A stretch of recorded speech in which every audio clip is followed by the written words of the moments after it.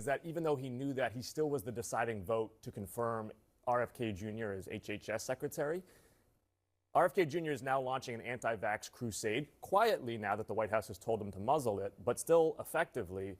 And we have measles and whooping cough outbreaks throughout this country. Buddy, you and I are on the health subcommittee in Congress. We have to do oversight and investigations before more kids get these preventable infectious diseases.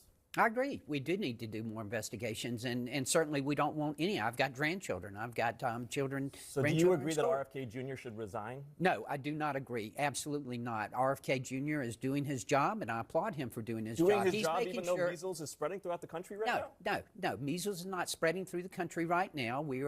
He's going to get it under control. This is something that we've got. We had it under control in the year 2000, and then this guy came back with his pro-measles campaign for public health. You're a pharmacist, buddy. You know better than this. Let's bring him to Congress, put the facts on the table, and tell him to prevent more children from dying. No, let's let him do his job. Let him do his job. That's what the last 18 months has looked like, and we have kids with whooping cough. We experienced this through the virus, the COVID virus, where we were forcing people to have vaccines who did not want to have vaccines. So you don't think the MMR vaccine is effective?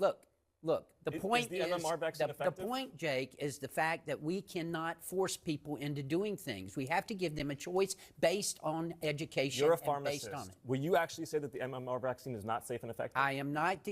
Obviously, it's safe and effective. Good. I would love to hear the Secretary of Health and Human Services say that unequivocally and tell parents to get their kids vaccinated. Kids are dying in this country from a disease that was eradicated 25 years ago. You know, this is the kind of